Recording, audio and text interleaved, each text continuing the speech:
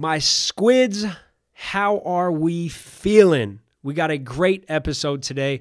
Talked about research breakthroughs. We talk about fat loss. We went into nutrition. My favorite part of this episode was the first research breakthrough that I went into on tendon health. Research breakthroughs on how we're training the tendons to decrease pain and increase performance. We talked about supplementation, what you need to be supplementing with before your tendon training. We talked about muscle hypertrophy. We talked about deep squats versus partial squats.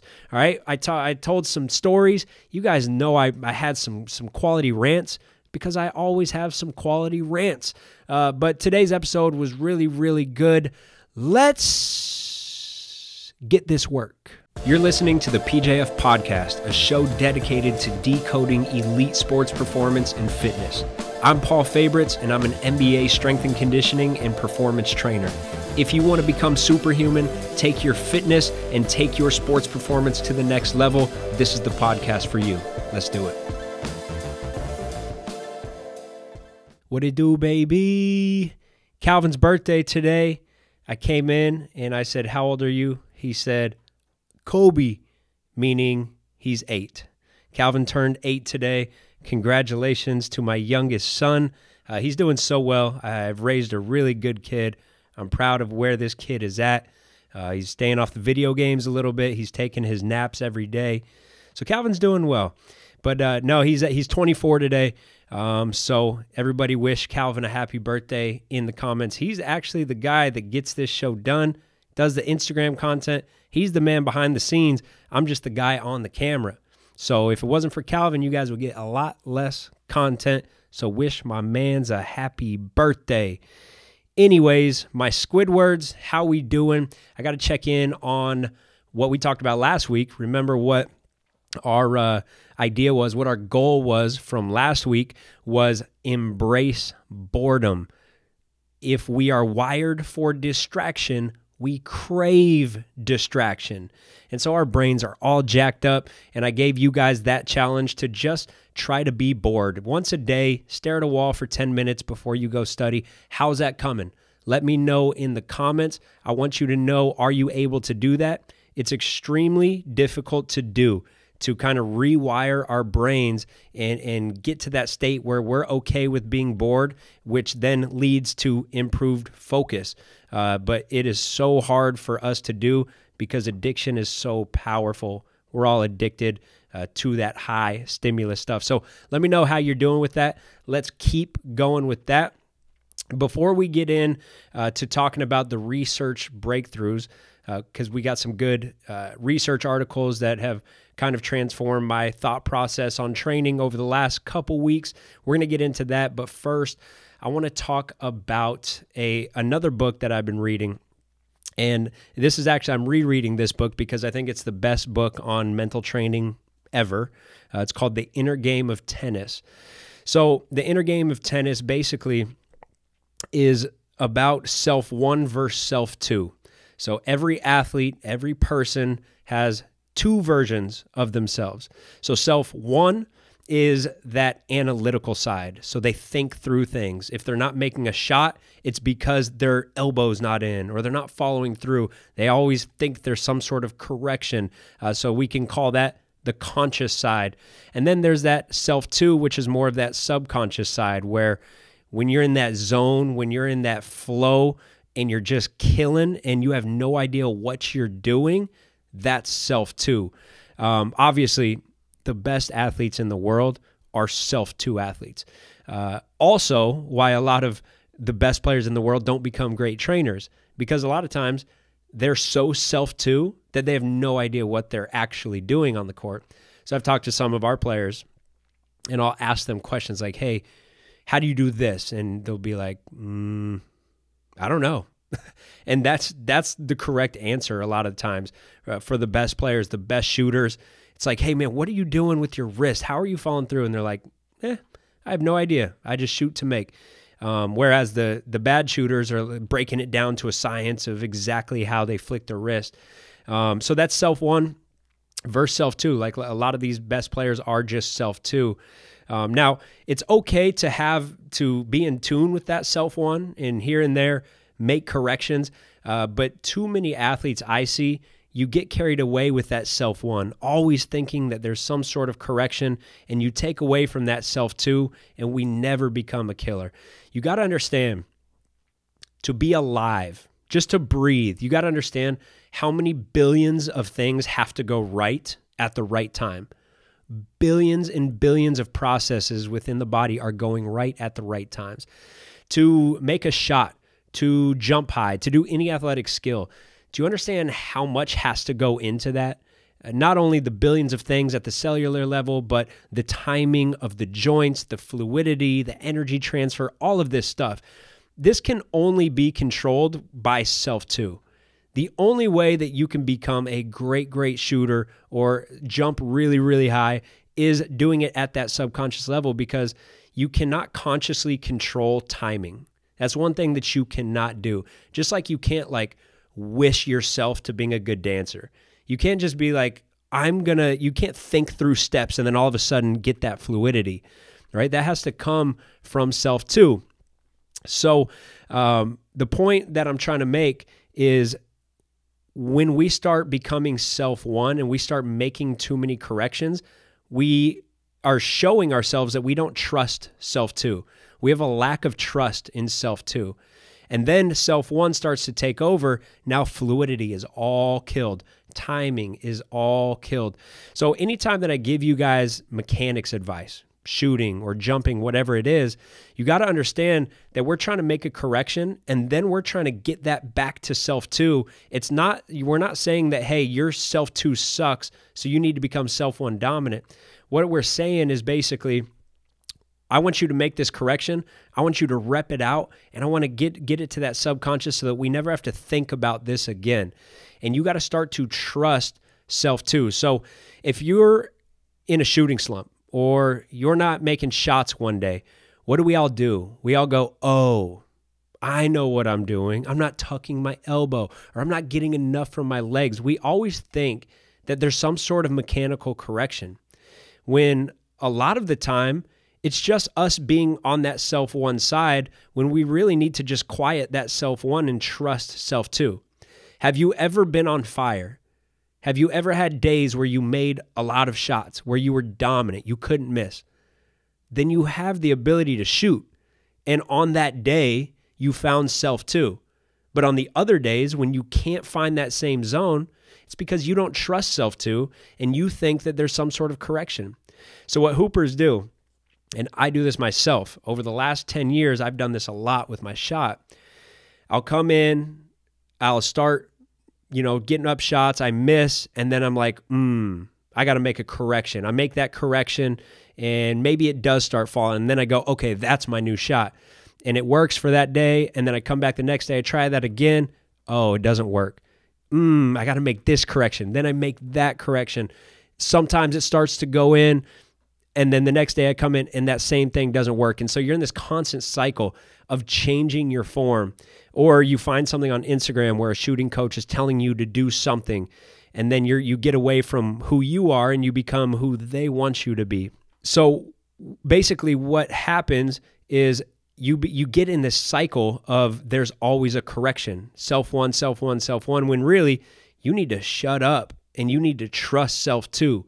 If you've ever made shots, if you've ever been on fire, you have the ability to shoot. You just got to get in that place mentally to then actually be able to do that consistently. So here's another thing that I've taken from this book so far. Negative judgment of the results of one's efforts tends to make one try even harder. Positive evaluation tends to make one try to force oneself into that same pattern on the next shot. Both positive and negative thinking inhibit spontaneity.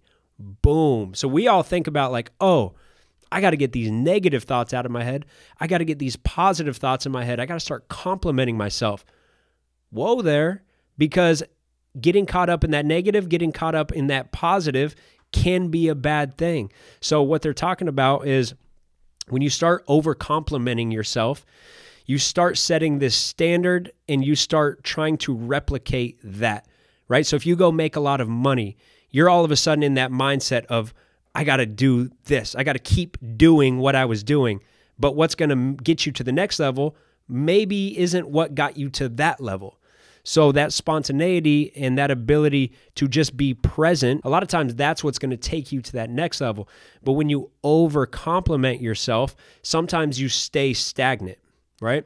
So you got to be careful. And I've implemented this in my training. I think when I first started as a trainer, I used to give a lot of compliments because I thought that it would get people thinking positive and they would get going. And so I tried to take out the negative stuff. And every time somebody made a shot, it was like, yeah, good job. Yes, keep going. And then I realized, oh, there is such thing as over complimenting. And now I only throw in compliments when they're absolutely needed or when they're absolutely necessary. But you want to get people to start to be present and not rely on that positive reinforcement or that negative reinforcement. So another funny thing from this book is he kind of talks about trash talking. He talks about the worst way to trash talk is what people do. Oh, your mom is fat, whatever, your mom is ugly. Like, that stuff doesn't work. The best thing that you could do for trash talking is go up to somebody and be like, hey, how did you hold your follow through on that shot? Right? Because that they had this external focus. They're out of their body. They're self too. And now they're like, thanks for the compliment. What I did is I had my elbow up and I followed through. I made sure my elbow was up above my eye. Now they're inside their body. They have an internal focus, right? So that is a quick way to take somebody out of their zone and get them into that self-one overthinker's mentality. Go up to somebody and compliment them. If they hit a couple shots in a row, man, great shot. Did you produce that force from your legs or do you do it more with the upper body? And they start going, let me think about what oh yeah, I do it mostly from the legs. Now on that next shot, they're thinking internally. They're thinking about that advice that they just gave you. Now that took them out of that narrow external focus. So the more you can be in that narrow external focus, the more you can be self too.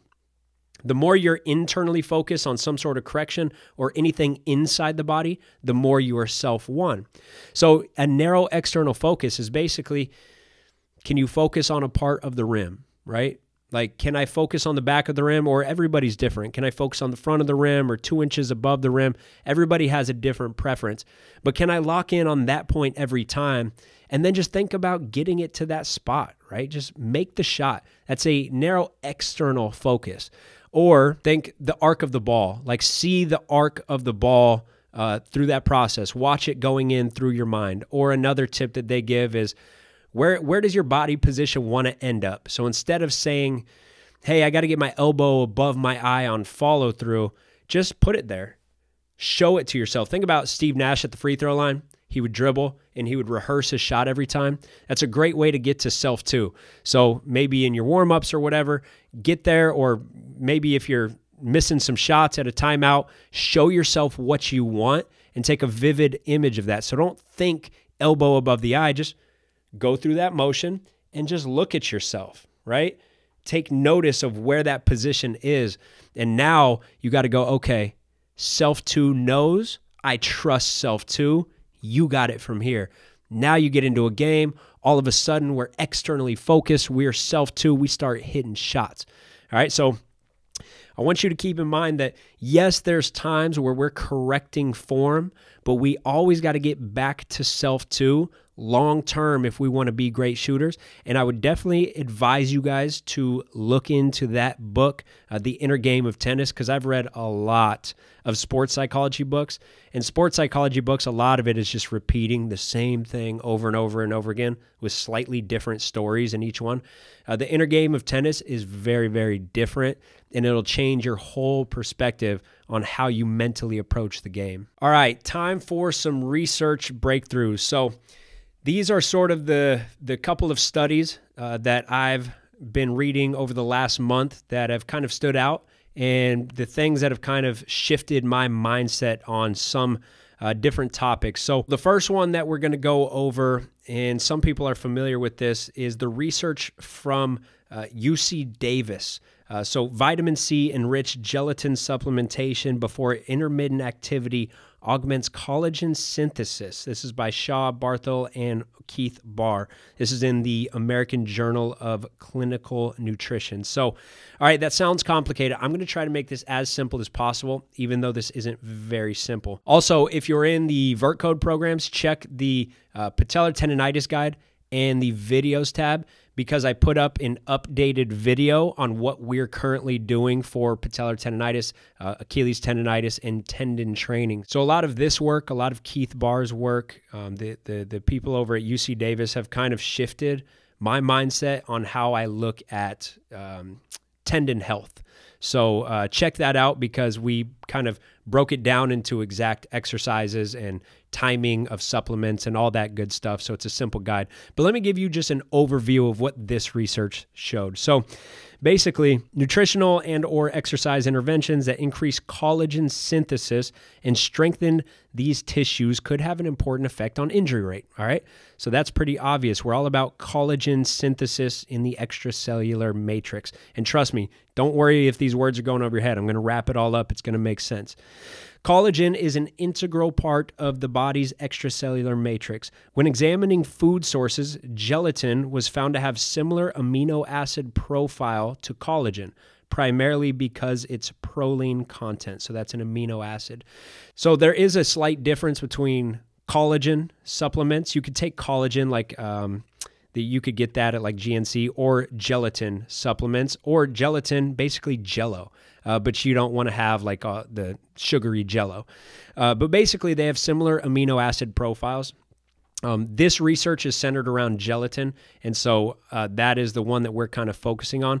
But collagen could possibly work. There's still some debate around the benefits of collagen. So basically, 8 males completed a randomized, double-blinded crossover design study in which they consumed either 5 or 15 grams of gelatin with 50 milligrams of vitamin C. And then they also had a placebo control. So 1 hour after they took the supplements, the subjects completed 6 minutes of rope skipping to stimulate collagen synthesis. So basically, you can implement sport-specific exercise. So let's say you're a basketball player and your knees are hurting. Well, you could do like a step up. Let's say you're a runner and your Achilles is flaring up from running. You got Achilles tendonitis. Then you could do rope skipping. So whatever sport specific. If you're a baseball player who's having problems with your shoulder, you could do different shoulder exercises. They did this 3 times per day, separated by 6 hours, and they did this for 3 days. So basically, and I'm not going to talk about this too much because we're talking about the supplements here, but what Dr. Keith Barr's research has shown is that shorter sessions for the tendons and for the bone have a way bigger impact on that collagen synthesis than your typical like long 1 hour sessions. So like your 30-minute, 1 hour sessions, that's great for the muscles. Now, when it comes to the tendons, we peak at, I think, 5 or 10 minutes. So when we go beyond that point, and I don't know if it was, I think it was around like 10 minutes, I think we hit a peak, and then we start to go down and we could actually degrade the tissue. So we don't want to have these super long tendon training sessions. So one thing that we've shifted to in our Vertcode Patellar Tendinitis Guide is having more frequent sessions that are shorter. Or you'll have your normal Vertcode exercise. Later on in the evening, you're going to come back and do a 5 to 10 minute tendon session. So what they showed is these little sessions have to be separated by 6 hours. So if you just throw in like 2 different sessions, but they're within 4 hours, that's not going to be a long enough recovery time. So you want to have 6 hours in between. So anyways, supplementation with increasing amounts of gelatin, increased circulating glycine, proline, hydroxyproline, and hydroxylysine, peaking 1 hour after the supplement was given. So if you were taking 5 grams of gelatin, I think they would say that it would peak around 30 minutes. But if you're taking a full 15 grams of gelatin, it's going to peak at an hour. Now, why this really matters, and the reason they did it before exercise, 1 hour before, is because tendons especially are reliant on blood flow, right? Like muscle is metabolically active. You're chilling in bed and your muscles are soaking up nutrients just because it has to stay alive and it's metabolically active. So could exercise sessions be good to soak up more nutrients in the muscles? Yes. But either way, your muscles are going to get nutrients. The problem is, like with tendons, you're not going to get those nutrients into the tendon unless we move. And that's why they say loading is king for tendon rehab. You got to load the tendons to get nutrients. So why not take take the supplements an hour before, and then we do the tendon session, and then it starts to really soak up all of these nutrients because you're getting more blood flow through that tendon. Okay, so the results. The placebo group, remember the group that didn't do any supplementation, but they still did the exercise session. The 5-gram group and the 15-gram group all showed significant increases in collagen content. The placebo was at 54% increase. The 5-gram was at about 60% increase. And the 15-gram was at 153% increase, right? So this is a dose-dependent response. Basically, the higher the dose, the bigger the response that we got. So it improved the collagen content, and it also improved the mechanics of the tissue. So it's not just the gelatin, it's also the vitamin C. It's the combination. So vitamin C is required for collagen synthesis, but vitamin C can also activate the collagen cross-linking enzymes, lysol oxidase, and also lysol hydroxylates, and this increases collagen cross-linking. So vitamin C is very, very important in this process. I believe in this study, they did 50 milligrams. A little bit more is probably not going to hurt, right? If you go over on vitamin C, a little bit over, it's not going to be toxic. You're just going to pee it out. So basically, you can throw in, orange juice or have an orange, or there's plenty of fruits that have 50 milligrams of vitamin C along with your gelatin. So another way that you could do this is bone broth along with vitamin C. Like I said, it's possible that the collagen supplements work just as well, but I would focus on the gelatin just because this research showed such great results, and there's other studies. I've seen 3 other studies showing great results with gelatin as well. In the Vertcode Patellar Tendinitis tab, I added a list of ingredients and a recipe. It's on along with this study, I believe they gave out their recommended recipe. But it's very, very cheap, and it seems to be very, very effective. Now, there's going to be people that say, hey, when you take gelatin, it just breaks down to normal amino acids before it actually reaches the tendon. But there's plenty of research that shows that there are beneficial effects. So I would stick to it, especially because there's no downside to this, right? It's not like we're going out and spending $1,000 on gelatin. Like, it's very cheap, and it's potentially extremely effective. So all upside, no real downside. So why not start doing it and start increasing the frequency of those training sessions, 2-a-days. Start shortening them up so you can hit your normal lift, but then let's also do a tendon session later on in the evening, or vice versa. Hit your tendon session, maybe some isometrics, or like they did in this study, skipping rope for 6 minutes, and then you're taking your gelatin 1 hour, then you're skipping rope or doing your isometric holds, wherever you're at in your process. And then 6 hours later or 8 hours later, let's come back and do our normal training session. So the next study is from the Applied Physiology, Nutrition and Metabolism, 2018 by Lee and others. So basically what they did, after fatiguing exercise for the ipsilateral index finger, so ipsilateral means same side, fatigue was detected in the untrained contralateral index finger and in the untrained contralateral biceps brachii. So contralateral means opposite, ipsilateral means same side. So they did exercises for, let's say, the right hand, a finger on the right hand. They showed effects, they showed fatigue, not only in this side, they showed fatigue in this side. So my left biceps brachii was fatigued, and what was more fatigued was that opposite finger. Let me show you, let me tell you why this is a huge breakthrough for me. The fatigue in the contralateral index finger was greater than the fatigue in the contralateral biceps brachii.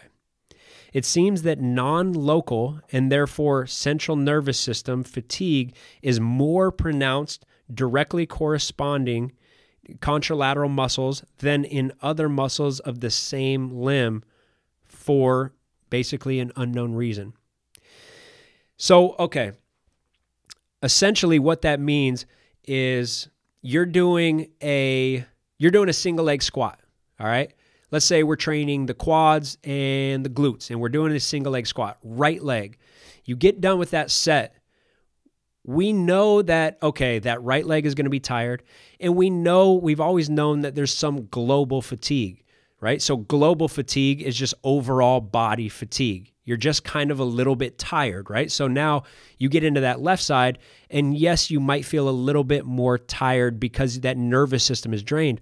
But what this study is showing, it's not just global, it's also local fatigue in that left leg. So basically what we're doing is fatiguing a certain neural pathway.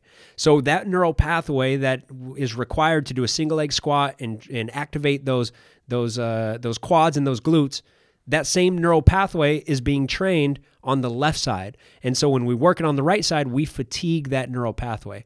And so basically, that's why probably intuitively you guys have felt this. You get done with like a heavy set or a single leg exercise that's really hard. Sometimes you got to put those weights down and take a second before you go into that next side. So the study says it's unclear why there was greater non-local fatigue in the corresponding muscle of the contralateral limb. Non-local fatigue is likely due to central nervous system, CNS, fatigue. And it is feasible that corresponding contralateral muscles either share a neural pathway to enable, basically to enable synchronized limb coordination. While CNS fatigue does seem to have a global component, it may also have a localized component that affects those muscles that share neural pathways. So for me, there's two main takeaways. One, when we're doing unilateral exercises, you got to train the non-dominant limb first. So most of us have one leg that's stronger than the other. That's human nature. My right leg is stronger weight room wise than my left leg. So I need to train my left leg first because I know there's not only global fatigue, there's also local fatigue. So that if I train my right leg first, and that's my good leg already, I might be able to hit an easy 12 reps. Now I get to that left leg, which is already weaker and now experiencing global and local fatigue from the central nervous system. Uh-oh, now I'm only going to hit 8. Now I'm only going to hit 6, right? So train that non-dominant limb first, and then maybe with that right, you're that much stronger to where you can still even it out and hit the same amount of reps. The other thing, and this is at this point experimental, I haven't done this enough, but I think I will start trying it out, and I would encourage you guys, maybe you trainers, to work with this because maybe it makes more sense. Let's say that we have a unilateral lower body exercise and a unilateral upper body exercise in the same session. So we got a rear foot elevated split squat. Later on in the session, we have a single arm cable press.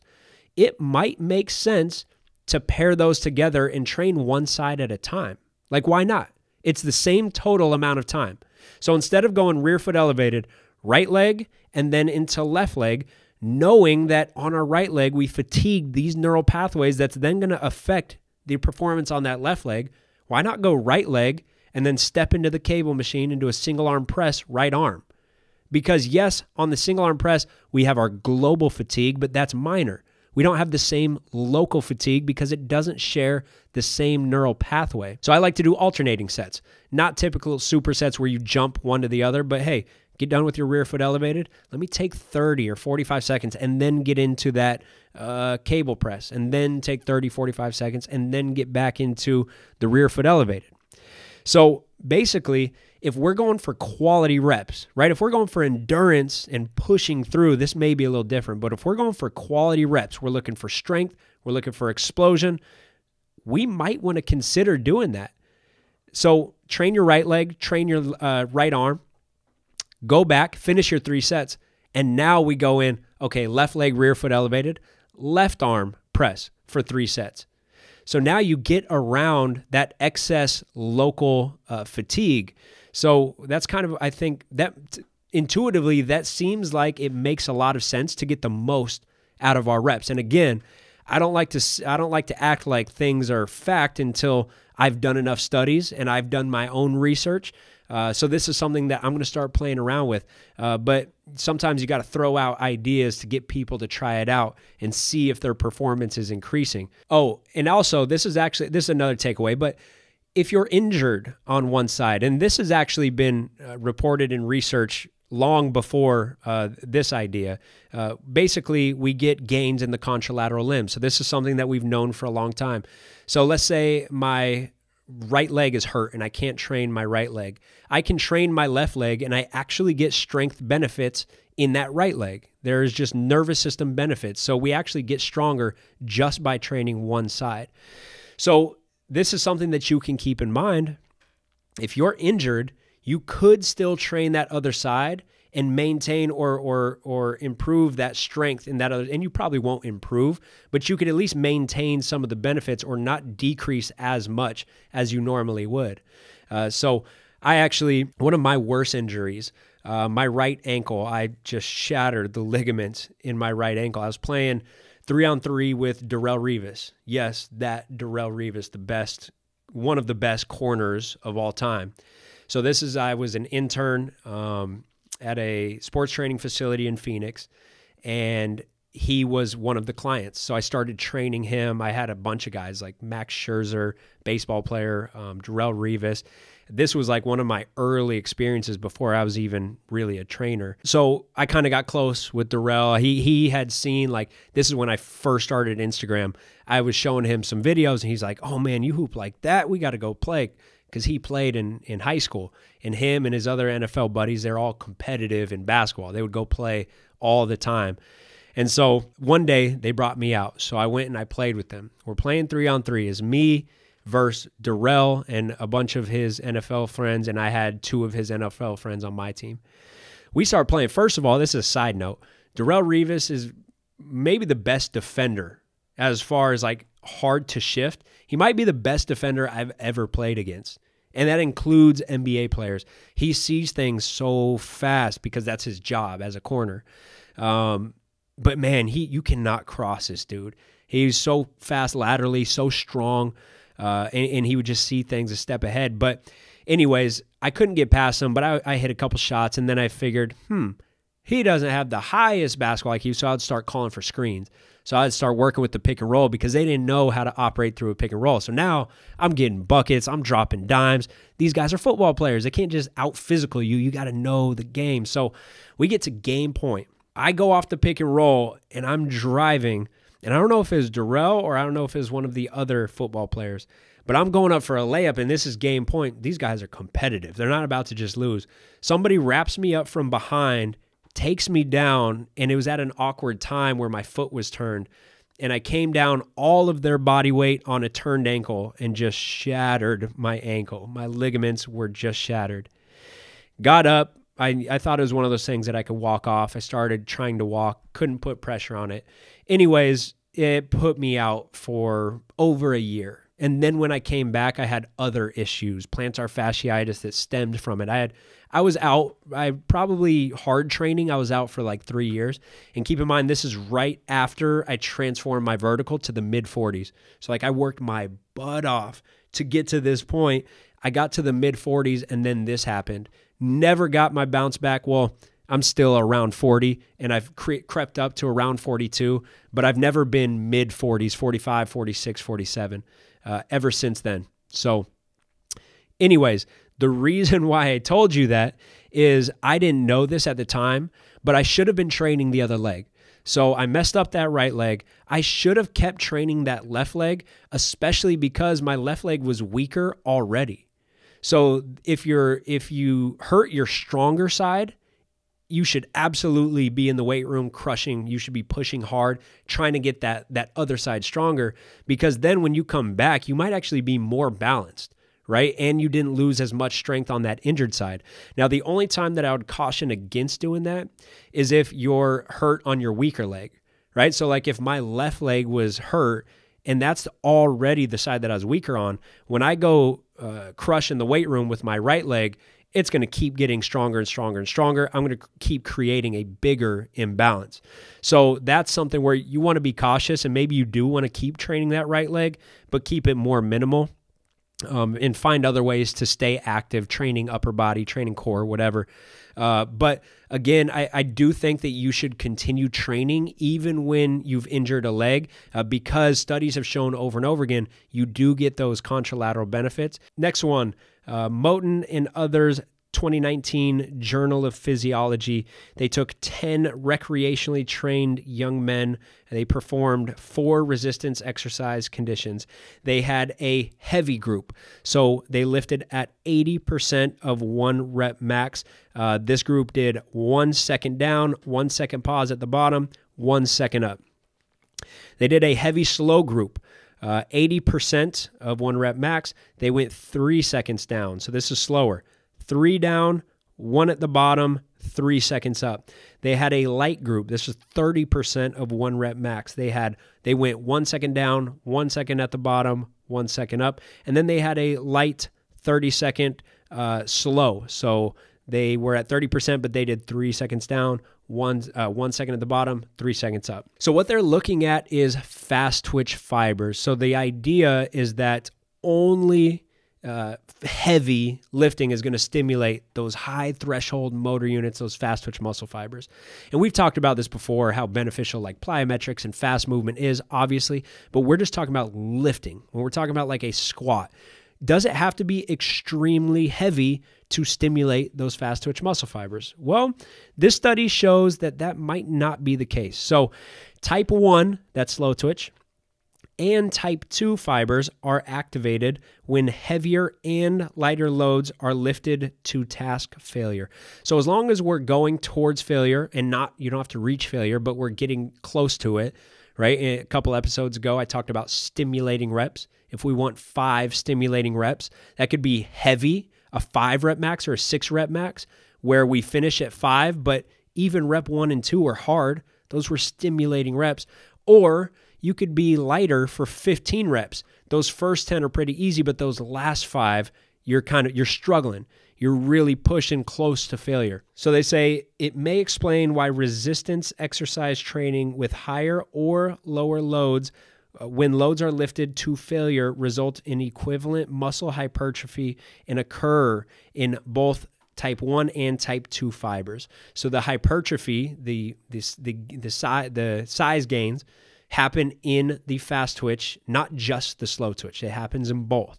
So my thoughts, they are looking at activation, muscle fiber activation. They're looking at glycogen depletion. They're looking at anabolic signaling, etc. But they're not looking at shifts in fiber type long term. It's possible that the light rep, the 30%, especially the 30% slow, it is very possible that that light weight, high rep may cause more slow twitch shifts. So as far as percentages go, while heavier weights may not cause that same shift. So what I mean is when you look at the hypertrophy, yes, with that 30% slow group, you could still hypertrophy the fast twitch and hypertrophy the slow twitch.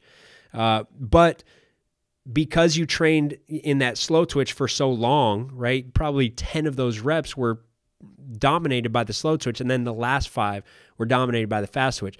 So if we're looking for a fiber type shift, if you're 50-50 and you're trying to get to 60% fast twitch, 40% slow twitch, we're probably not going to get that shift. And if anything, we might get a shift in the opposite direction. Now, I don't know if that's fact, but that's what intuition would tell you. Whereas the heavy lifting, especially heavy and fast, heavy and explosive, I don't think you can get those shifts in slow twitch because from rep 1 or rep 2, you're already at those high threshold motor units. You're already training fast twitch. So I don't think that you're going to get, and with heavy lifting, you might not get a shift in the fast twitch direction, but I also don't think you're going to get a shift in the slow twitch direction. I think you'll get no shift. So if you're 50-50, I think with heavy lifting, you're going to stay 50-50. but you got those 50% fast twitch bigger and stronger, which can be beneficial in certain circumstances, especially early on in your training career. And like what we talked about before, I think if we're looking for shifts, it's more about what you remove compared to what you add. So if you're a 50-50 and you go do a ton of endurance training, even if you're doing the strength training and the plyos, you might get a shift in that slow twitch direction. But when you're able to program your endurance the right way, and we have certain periods where we get rid of our endurance, certain periods where we bring it back, then you don't have those competing demands. Now maybe you can make that shift in the fast twitch direction. If you're interested in the talk on fast twitch, we have a whole podcast on this, episode 4 with Dr. Galpin. That is a great episode because I know that some people in the YouTube comments are going to say, you can't shift muscle fiber type. You can. And we could potentially shift unlimited. There's no studies showing that there is a cap on how much we can shift. So go check that episode out if you want to learn more about the science on this. But this study is interesting, showing that even the lightweight, even when done at a slow pace, can still hypertrophy those fast twitch. Okay, so this study, regional hypertrophy by, I can't even pronounce his name. Like I said before, if you can't pronounce their name, that means they're a good researcher. These are just the facts.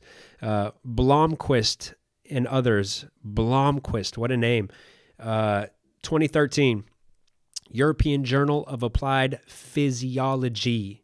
I got this via Muscle PhD. So, the effect of range of motion in heavy load squatting on muscle and tendon adaptations. So, okay, thigh growth following 12 weeks of partial squat training. You know what I'm saying? When you walk in and you see the guy in the squat rack going down a couple inches and everybody's like, oh, that guy's an idiot because he's not doing full range. Well, you might want to hold it up. So basically, 5% increase in cross-sectional area in upper thighs. Okay, so we got a pretty significant increase in upper thigh hypertrophy, right? We're not looking at performance. If we're looking at performance, you would see that those partial squats are pretty beneficial. But as far as hypertrophy, you do hypertrophy the upper thighs, but you do not hypertrophy the lower thighs. Right? So if you're trying to get these VMO gains, the bottom of a squat might do you pretty well. But the partials, they did not increase at all the hypertrophy of the lower quads. So yeah, less than 1% increase in cross-sectional area of the lower thigh. A quarter squat will still apply tension to the musculature close to the hip and will force these muscle fibers to work in a shortened state. So both upper quads and adductors will still grow. Now, they did a full range study, basically deep squats. Now they're showing that the upper thigh hypertrophy was similar, basically the same as a slightly higher than what the partials was, but the lower thigh also increased 7%. Okay, so full range of motion, this is something that we've known forever. Full range of motion trains the entire muscle. Partials only train part of the muscle. So overall, for muscle size, full range of motion is still the king. Okay? Now, that doesn't mean that we're all about muscle size, right? So I always go back to this, like early on in your training age, full range of motion is going to do you really, really, really well. If you're a kid or if you're untrained, that's going to do you really well. Now, if you're a little bit more advanced, when we're getting more towards the specifics, you still want to keep full range of motion strength training in your plan always, but we can at times prioritize partial range of motion. Partial range of motion squats, partial range of motion step-ups. This goes a long way for specificity because remember, the bottom of the squat is going to be your limiting factor, right? Like you can load up much heavier and do partials. So that partial range of motion, which is our jumping range of motion, right? Nothing past 90 degrees all the way up to full extension, that's our jumping range of motion. So if we're trying to get stronger, we would want to load and not limit that range, right? So basically the bottom of the squat, right? If I'm at, and again, I'm not all about loading on the bar. I'm just using this as an example. But if I can deep squat 200.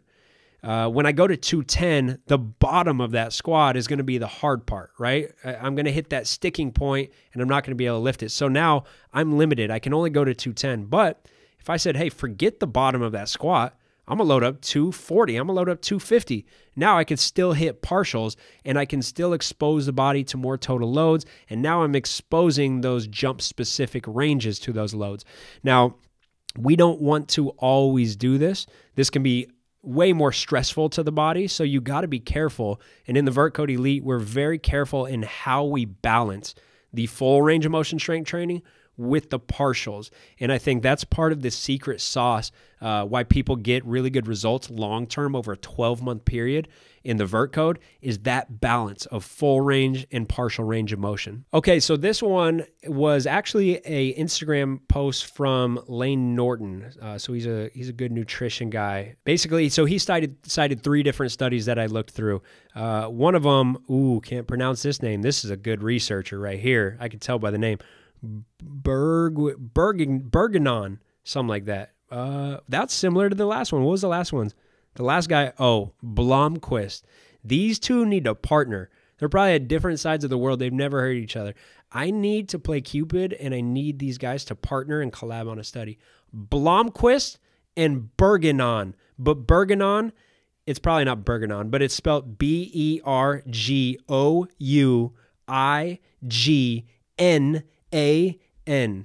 At some point, they're just like, can we add more letters to this name? Seriously, they're just like, what can we throw in? Can we throw in a Z? Can we fit a Z in there? They were looking for any excuse they could to add more letters. All right, so anyways, Bergenon and others, 2012. Also, another study that he cited, Hall and Gunn, 2017. Simple name. Gunn? Hall? That's what I'm talking about. Make it easy on me. Melanson and others, 2009. So 3 different studies. I would recommend checking those out if you're interested in this. But basically, he took these 3 studies. He talked about, and this is well established, right? This isn't new information, but I think it's new information for a lot of you guys. So basically what Lane's talking about, in a high-fat diet, high dietary fat, you oxidize more fat because you're eating more fat. Your body is simply using the fuel you give it.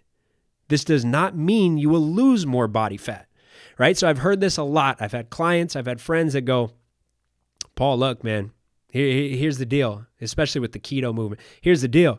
When you eat more fat, your body oxidizes more fat. You burn more fat. It is true that your body is going to burn the fuel source that you give it, but that does not mean that you're going to lose more body fat.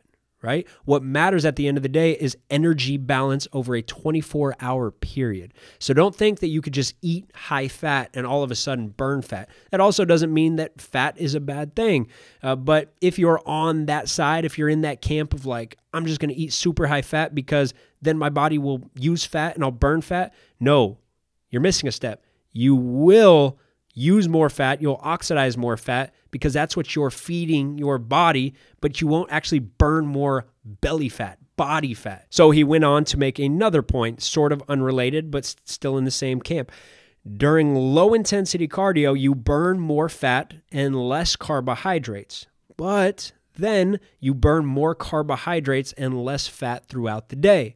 So again, this is the same idea. You know, the cardio boom in the 80s, we all think about when you go slow and long distance, a slow jog or a fast walk, this is when you're fueling yourself off of fat. You burn more fat in an exercise session when you don't sprint, right? Sprint, stop, that's carbohydrates. Long, slow, that is fat. Whoa there, cowboy, let's slow down because that does not mean that you burn more fat throughout the day. So look, your body always has a counter. So you think you're smart, right? So you go, okay, I'm going to go for a really long jog. I'm going to burn more fat. Your body is like, left hook to the jaw. It's got its own counter. It goes, oh, cool. You're going to burn more fat in the exercise session? Bet. I'm going to store more fat throughout the day, and I'm going to burn more carbohydrates throughout the day. So you basically do the opposite of what you did in your workout. You do the exact opposite.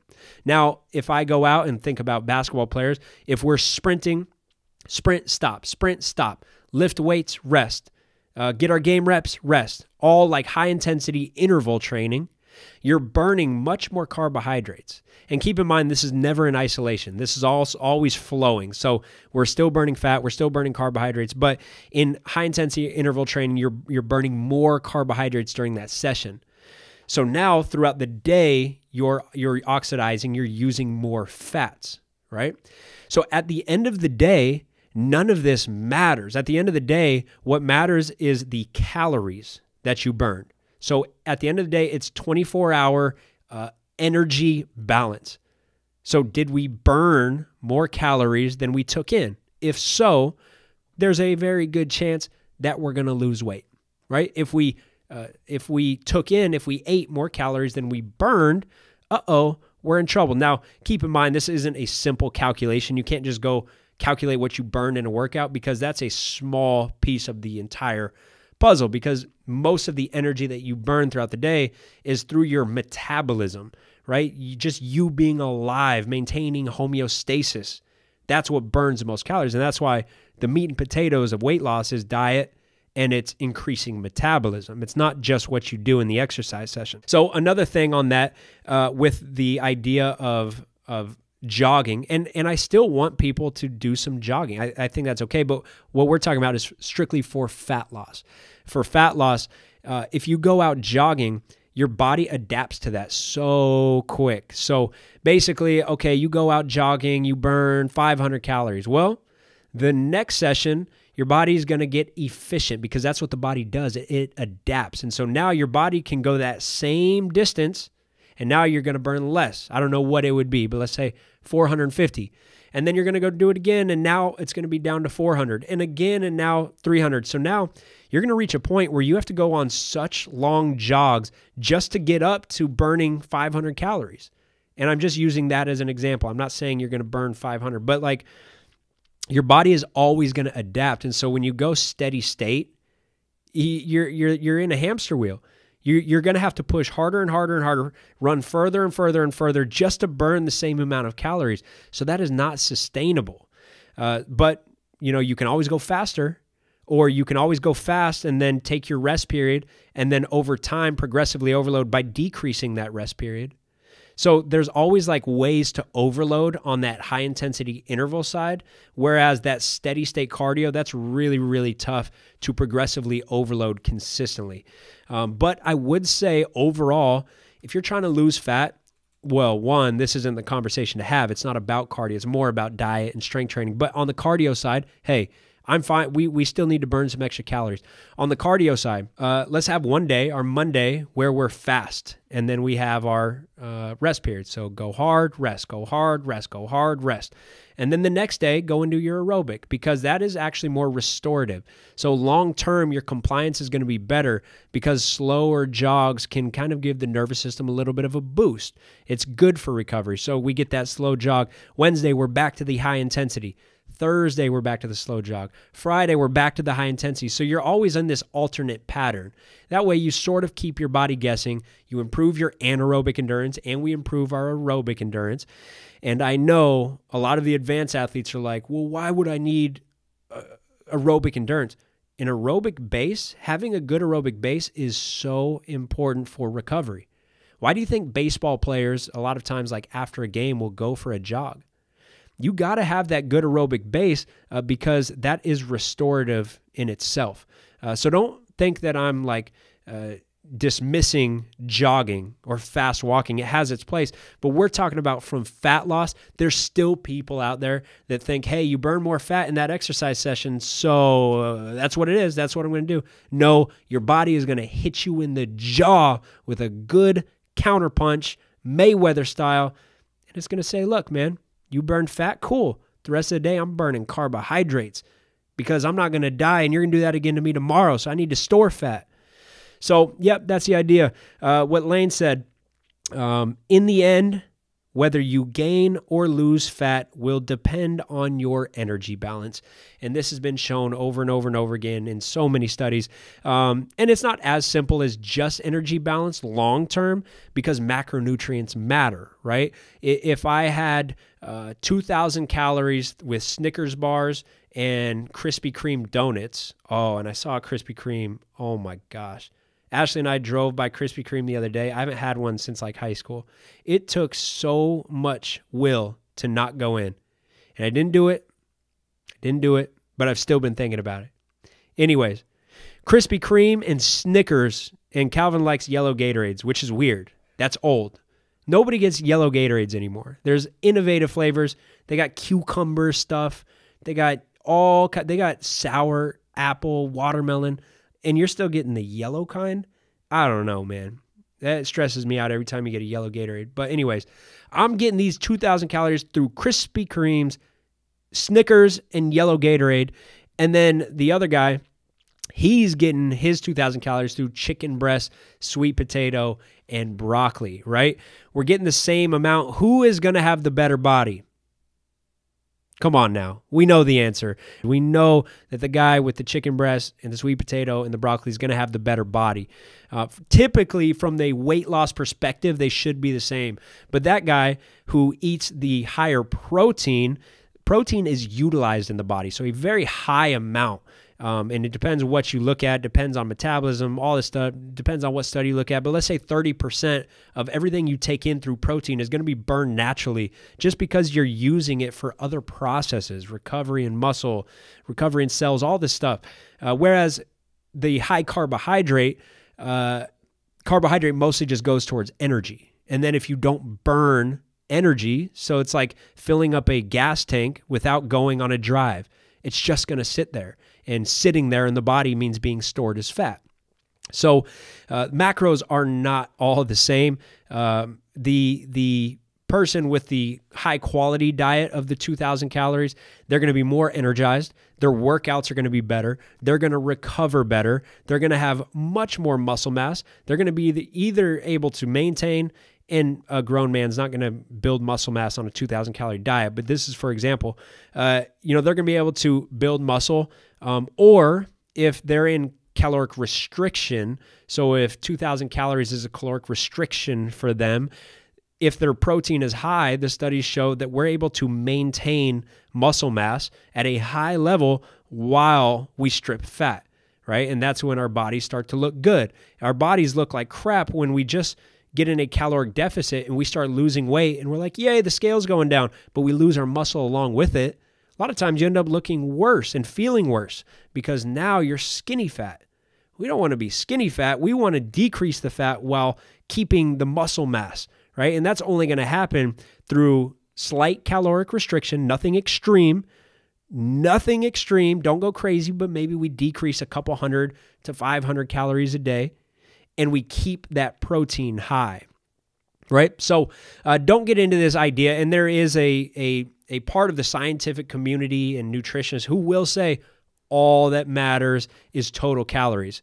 Yes, from weight loss, but from workouts, from getting better, from looking better, the macronutrients that you're eating and the micronutrients that you're eating are so important. All right, guys, that was a fun episode for me. I know that was a little more science heavy, but hopefully you guys got some practical application out of that. We're all about being a better version of our squid selves. So sometimes I want to expand your mind. I remember when I was in high school and I would start reading articles on this stuff like T-Nation, bodybuilding.com. I would read stuff and I would come across words that I couldn't even imagine learning. And it would just expand my mind, and I was overwhelmed because I didn't understand it. But you come back, and when you start studying it more and more, you start to recognize these words. And when you hear a word that's out of your vocab, look it up, right? So I started reading these articles, and I would come across a word I didn't know. I would Google it, and then I would learn it, and my mind would just keep expanding. So I'm okay with speaking above your level, because I'm challenging you to get to that next level intellectually. Now, as you know, if you're a player and you have no interest in the science, you know you're not going to become a trainer or a coach, I'm fine with that going over your head because you know that I bring it back to what actually matters, the practical application. So just stick in. Anytime I go above your head, just stick in because you know I'm going to bring it back to how this actually affects your Monday. All right, but anyways, be sure to check out the Vertcode at pjfperformance.net. Also, our ball handling program is 20% off through September with code HANDLETEAM. That's all lowercase. Also, we do have our merch. We are kind of running low. It might sell out in the next week or so, so be sure to go check that out right now on pjfperformance.net/apparel. Until next time, I'm out.